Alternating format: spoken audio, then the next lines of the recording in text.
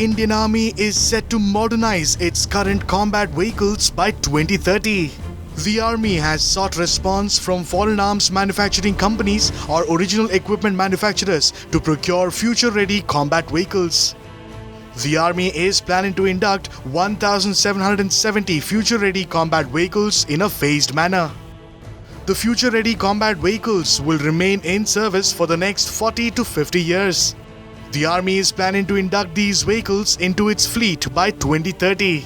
The FRCV will be procured along with transfer technology, engineering support package, and training and maintenance requirements of these vehicles. The Army has floated requests for information on Tuesday, and prospective vendors have to reply to the RFI by September 15th. The Army has demanded that these future-ready combat vehicles must be capable of operating on-road and off-road conditions. RFI has demanded that these tanks must include artificial intelligence feature, should be network-centric, and must be suitable for electronic warfare. The future tank has to be in sync with technological battlefield advancements and needs to once again upgrade and incorporate systems to negate intelligence surveillance reconnaissance systems, counter the new threats, and enhance the operational performance using technology and ensure the victory of the land's forces in any conflict.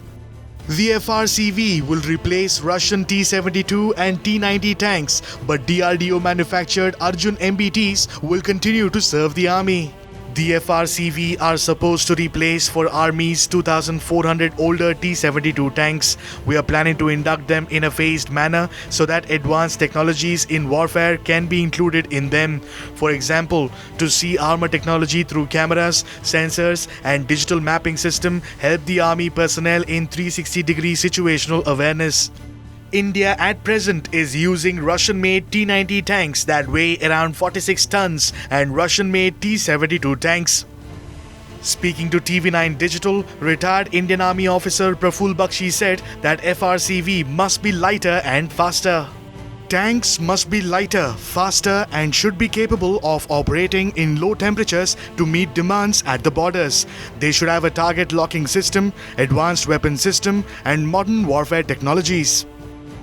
The FRCVs have high mobility and are capable of operating in high altitudes, plain surfaces, which can easily assist the Army personnel at borders.